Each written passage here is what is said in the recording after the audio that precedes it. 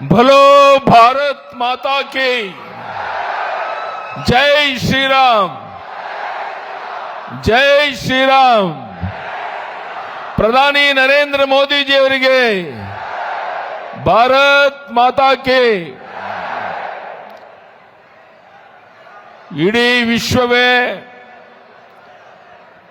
ಯಾರ ಸಲಹೆಯನ್ನು ಪಡೆಯೋದಕ್ಕೆ ಸಮಸ್ಯೆಗಳನ್ನು ಬಗೆಹರಿಸಕ್ಕೆ ಎದುರು ನೋಡ್ತಾ ಇರುವಂತ ಇಡೀ ವಿಶ್ವವೇ ಮೆಚ್ಚಿರುವಂತ ನಮ್ಮ ಪ್ರಧಾನಿ ನರೇಂದ್ರ ಮೋದಿಜಿ ಅವರೇ ಲೋಕಸಭೆಗೆ ಸ್ಪರ್ಧೆ ಮಾಡಿರುವಂತ ಡಾಕ್ಟರ್ ಮಂಜುನಾಥ್ ಅವರೇ, ಮತ್ತೊಬ್ಬ ಲೋಕಸಭೆಗೆ ಸ್ಪರ್ಧೆ ಮಾಡಿರುವಂತ ತೇಜಸ್ವಿ ಸೂರ್ಯ ಅವರೇ, ಮತ್ತೊಬ್ಬ ಲೋಕಸಭೆಗೆ ಸ್ಪರ್ಧೆ ಮಾಡಿರುವಂತ ಶೋಭಾ ಕರಂದ್ಲಾಜೆ ಅವರೇ, ಮತ್ತೊಬ್ಬ ಪಿಸಿ ಮೋಹನ್ ಅವರೇ, ವಿರೋಧ ಪಕ್ಷದ ನಾಯಕರಾದಂತ ಅಶೋಕ್ ಅವರೇ, ಇಷ್ಟು ದೊಡ್ಡ ಸಂಖ್ಯೆಯಲ್ಲಿ ಆಗಮಿಸಿರುವಂತ ಆತ್ಮೀಯ ನಮ್ಮೆಲ್ಲ ಕಾರ್ಯಕರ್ತ ಬಂಧು ಭಗಿನಿಯರೇ, ಮಾಧ್ಯಮದ ಸ್ನೇಹಿತರೆ, ಚಿಕ್ಕಬಳ್ಳಾಪುರದಲ್ಲಿ ದೊಡ್ಡ ಒಂದು ಬಹಿರಂಗ ಸಭೆಯನ್ನು ಮುಗಿಸಿ ಈಗ ತಾನೇ ಅಲ್ಲಿಂದ ಪ್ರಧಾನಿ ನರೇಂದ್ರ ಮೋದಿಜಿಯವರು ಇಲ್ಲಿಗೆ ಬಂದಿದ್ದಾರೆ. ನಾವೆಲ್ಲ ಅವರ ಮಾತನ್ನ ಕೇಳೋದಕ್ಕೆ ಕಾತರಾಗಿ ಇಲ್ಲಿ ಕುಂತಿದ್ದೇವೆ. ನಾನು ಪ್ರಧಾನಿ ನರೇಂದ್ರ ಮೋದಿ ಅವರಿಗೆ ಭರವಸೆಯನ್ನು ಕೊಡ್ತೇನೆ, ಈ ಬಾರಿ 28ಕ್ಕೆ 28 ಲೋಕಸಭಾ ಕ್ಷೇತ್ರವನ್ನು ಗೆದ್ದು ನಿಮಗೆ ಕಳಿಸ್ಕೊಡ್ತೇವೆ ಅನ್ನೋ ಭರವಸೆಯನ್ನು ಕೊಡ್ತೇನೆ.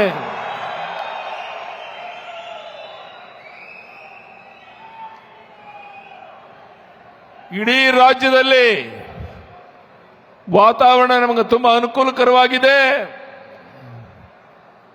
ಬಿಜೆಪಿ ಜೆಡಿಎಸ್ ಹೊಂದಾಣಿಕೆ ಆಗಿರೋದ್ರಿಂದ ಈಗ ತಾನೇ ಪ್ರಧಾನಿ ನರೇಂದ್ರ ಮೋದಿ ಅವರ ಜೊತೆಗೆ ದೇವೇಗೌಡರು ಸಹ ಕಾರ್ಯಕ್ರಮದಲ್ಲಿ ಭಾಗವಹಿಸಿದ್ರು. ನಮ್ಮ ಹೊಂದಾಣಿಕೆ ಬರುವಂತ ದಿವಸಗಳಲ್ಲಿ ಭಾರತೀಯ ಜನತಾ ಪಾರ್ಟಿ ಜೆಡಿಎಸ್ ಇಬ್ಬರು ಸೇರಿ 28ಕ್ಕೆ 28 ಲೋಕಸಭಾ ಕ್ಷೇತ್ರ ಗೆಲ್ಲುವುದು ನಿಶ್ಚಿತ ನಿಶ್ಚಿತ ನಿಶ್ಚಿತ. ನಮ್ಮ ಕಾಂಗ್ರೆಸ್ಸಿನ ಸ್ನೇಹಿತರು ಅಧಿಕಾರ ಮದದಿಂದ ಜನಹಿತವನ್ನು ಸಂಪೂರ್ಣ ಮರೆತು ಒಂದು ರೀತಿ ತೊಗಲಕ್ ದರ್ಬಾರ್ ನಡೆಸಿದ್ದಾರೆ. ನಾನು ಕೇಳ್ತೇನೆ ಈ ಕಾಂಗ್ರೆಸ್ನವ್ರಿಗೆ, ನಿಮ್ಮ ಯೋಗ್ಯತೆಗೆ ಹೋದ ಬಾರಿ ಲೋಕಸಭೆಗೆ ಗೆದ್ದದ್ದು ನೀವು ಕೇವಲ 52 ಸೀಟು ಮಾತ್ರ. ಈಗ ಹೇಳ್ತಾ ಇದ್ದೀರಾ ನಾವು ಅಧಿಕಾರಕ್ಕೆ ಬಂದ್ರೆ ಅದು ಮಾಡ್ತೇವೆ ಇದು ಮಾಡ್ತೇವೆ ಅಂತ. ನಾನು ಕೇಳ್ತೇನೆ ಈ ಕಾಂಗ್ರೆಸ್ಸಿನ ಮುಖಂಡರಿಗೆ, ಹೋದ ಸಾರಿ 52 ಲೋಕಸಭಾ ಕ್ಷೇತ್ರ ಗೆದ್ದಿದ್ರಲ್ಲ, ಅಷ್ಟಾದ್ರೂ ಗೆದ್ದು ತೋರಿಸಿ ನೋಡೋಣ ಅನ್ನೋ ಸವಾಲನ್ನು ನಾನು ಹಾಕ್ತೇನೆ. ಈ ಸಂದರ್ಭದಲ್ಲಿ ರಾಜ್ಯದ ಜನ ಜೆಡಿಎಸ್ ಬಿಜೆಪಿ ಸಮ್ಮಿಶ್ರ ಸರ್ಕಾರ ಮುಂದೆ ಬರಬೇಕು ಅಂತಲೂ ಅಪೇಕ್ಷೆ ಇದೆ. ಅದೇ ರೀತಿ ಪ್ರಧಾನಿ ನರೇಂದ್ರ ಮೋದಿಜಿಯವರ ನೇತೃತ್ವದಲ್ಲಿ ಈ ದೇಶದಲ್ಲಿ ಒಂದು ಕ್ರಾಂತಿಕಾರಿ ಬದಲಾವಣೆ ಆಗಬೇಕು ಅಂತ ಜನ ಬಯಸ್ತಾ ಇದ್ದಾರೆ.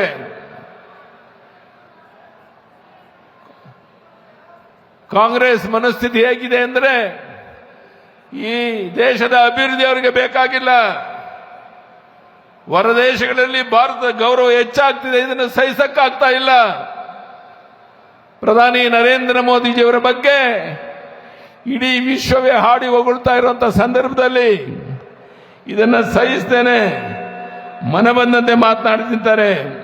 ಕೇಂದ್ರದಿಂದ ಅನ್ಯಾಯ ಆಗಿದೆ. ಏನು ಅನ್ಯಾಯ ಆಗಿದೆ ಹೇಳ್ತೀರಾ? ಯಾವ್ದಾದ್ರು 1-2 ಪ್ರಧಾನಿ ನರೇಂದ್ರ ಮೋದಿಯವರ ನೇತೃತ್ವದಲ್ಲಿ ಇಡೀ ವಿಶ್ವವೇ ಅಚ್ಚರಿಯಿಂದ ಈ ದೇಶದ ಅಭಿವೃದ್ಧಿ ಕಡೆ ನೋಡ್ತಾ ಇದೆ. ಬೇರೆ ಬೇರೆ ದೇಶಗಳಿಗೂ ಸಹ ಪ್ರಧಾನಿ ನರೇಂದ್ರ ಮೋದಿ ಅವರ ಹಣಕಾಸಿನ ನೆರವನ್ನು ಕೊಡೋದ್ರ ಮೂಲಕ ಒಂದು ದೊಡ್ಡ ಕ್ರಾಂತಿಯನ್ನೇ ಮಾಡ್ತಿರೋ ಈ ಸಂದರ್ಭದಲ್ಲಿ ನಾನು ಕೇಳ್ತೇನೆ, ನರೇಂದ್ರ ಮೋದಿ ಅವರು ಪ್ರಧಾನಿ ಆದ ಮೇಲೆ ಕಳೆದ 10 ವರ್ಷದಲ್ಲಿ ಒಂದು ದಿನ ವಿಶ್ರಾಂತಿ ತಗೊಂಡಿಲ್ಲ. ಈ ಕಾಂಗ್ರೆಸ್ಸಿನ ಮುಖಂಡರಿಗೆ ಕೇಳ್ತೇನೆ, ನೀವು ಯಾವುದೋ ರಾಜಕೀಯ ದೊಂಬರಾಟದಲ್ಲಿ ತೊಡಗಿದ್ದೀರಾ. ಕೇವಲ ಹಣ ಬಲದಿಂದ, ಹೆಂಡದ ಬಲದಿಂದ, ತೋಳು ಬಲದಿಂದ, ಅಧಿಕಾರ ಬಲದಿಂದ ಜಾತಿಯ ವಿಷ ಬಿತ್ತಿ ಅಧಿಕಾರಕ್ಕೆ ಬರ್ತೇವೆ ಅನ್ನೋ ಭ್ರಮೆ ನಿಮ್ಮಲ್ಲಿ ಏನಿದೆಯಲ್ಲ, ನಾನು ಸವಾಲಾಗ್ತೇನೆ. ಹೋದ ಸಾರಿ ಗೆದ್ದಷ್ಟು ಸೀಟ್ ಗೆಲ್ಲಕ್ಕೆ ನಿಮ್ಗೆ ತಾಕತ್ತಿದೆಯೇನು? ಹೇಳಿ, ಯಾವ್ದಾದ್ರು 4-5 ದಿವಸ ನೀವು ಗೆಲ್ಲುವಂತಹದ್ದನ್ನ. ಈ ಬಾರಿ ನಾವು ನೀವೆಲ್ಲ ಪ್ರಯತ್ನ ಮಾಡಿ ಕರ್ನಾಟಕ ರಾಜ್ಯದಲ್ಲಿ ನಾನು ಮೋದಿಯವರಿಗೆ ಭರವಸೆ ಕೊಡ್ಬೋದಾ? 28ಕ್ಕೆ 28 ಲೋಕಸಭಾ ಕ್ಷೇತ್ರ ಗೆಲ್ತೇವೆ ಅಂತ ಭರವಸೆಯನ್ನು ಕೊಡ್ಬೋದೇನೋ? ಆ ವಿಶ್ವಾಸ ನನಗೂ ಇದೆ, ನಿಮಗೂ ಇದೆ. ಇನ್ನು 4-5 ದಿವಸ ಮನೆಯಲ್ಲಿ ಕೂತ್ಕೊಳ್ಳದೇನೆ ಯಾವ ಪ್ರಧಾನಿ ನರೇಂದ್ರ ಮೋದಿಜಿಯವರು ಕಳೆದ 10 ವರ್ಷದಲ್ಲಿ ಒಂದು ದಿನ ವಿಶ್ರಾಂತಿ ತೆಗೆದೇನೆ ದೇಶದ ಉದ್ದಗಲಕ್ಕೆ, ಪ್ರಪಂಚದ ಉದ್ದಗಲಿಗೆ ಓಡಾಡ್ತಾ ಇದ್ದಾರೋ ಅಂತ ಮಹಾನ್ ನಾಯಕ ಈ ದೇಶದ ಪ್ರಧಾನಿ ನಮಗೆ ಸಿಕ್ಕಿರಬೇಕಾದ್ರೆ ಇನ್ನು ಬರೋ ಒಂದು 5-6 ದಿವಸ ನಮ್ಮ ಸಮಯವನ್ನು ಕೊಟ್ಟು ಮನೆ ಮನೆಗೆ ಹೋಗಿ ಮತದಾರನ ಮಾತನಾಡಿಸಿ ಭಾರತೀಯ ಜನತಾ ಪಾರ್ಟಿ ಕಮಲದ ಹೂವಿನ ಗುರುತಿಗೆ, ಜೆಡಿಎಸ್ಸಿನ ಗುರುತಿಗೆ ಒಟ್ಟಾಗಿ ಓಟನ್ನು ಕೊಡುವಂತೆ ಪ್ರಾರ್ಥನೆ ಮಾಡೋದ್ರ ಮೂಲಕ 28ಕ್ಕೆ 28 ಲೋಕಸಭಾ ಕ್ಷೇತ್ರ ಗೆಲ್ಲೋದಕ್ಕೆ ನಾವೆಲ್ಲ ವಿಶೇಷ ಪ್ರಯತ್ನ ಮಾಡಬೇಕು ಅಂತ ಹೇಳ್ತಾ, ಮತ್ತೊಮ್ಮೆ ಇಲ್ಲಿ ಸೇರಿದಂತ ನನ್ನ ಬಂಧುಗಳಿಗೆ ವಂದನೆ, ಅಭಿನಂದನೆಯನ್ನು ಸಲ್ಲಿಸಿ ಜೈ ಶ್ರೀರಾಮ್, ಜೈ ಶ್ರೀರಾಮ್, ಭಾರತ್ ಮಾತಾ ಕಿ.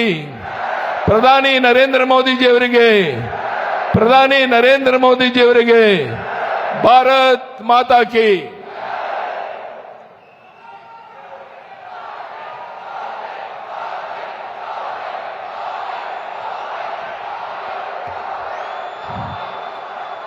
ಇಷ್ಟೊತ್ತು ತಮ್ಮನ್ನ ಉದ್ದೇಶಿಸಿ ಮಾತನಾಡಿದಂತಹ ಹಿಂದಿನ ಮುಖ್ಯಮಂತ್ರಿಗಳು, ರೈತ ನಾಯಕರು ಆದ ಶ್ರೀ BS ಯಡಿಯೂರಪ್ಪನವರಿಗೆ ಧನ್ಯವಾದಗಳು. ಇದೀಗ ರಾಜ್ಯ ನಾಯಕರುಗಳಿಂದ ಪ್ರಧಾನಿ ಶ್ರೀ ನರೇಂದ್ರ ಮೋದಿ ಅವರಿಗೆ ಸನ್ಮಾನ.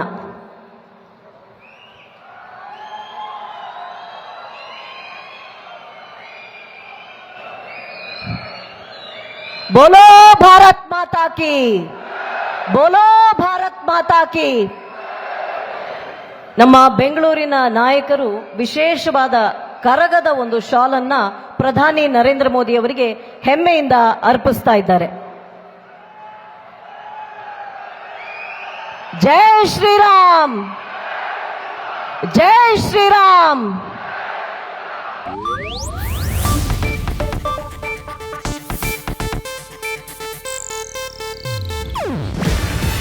ಇದು ಏಷ್ಯಾನೆಟ್ ನ್ಯೂಸ್ ನೆಟ್ವರ್ಕ್ ಪ್ರಸ್ತುತಿ.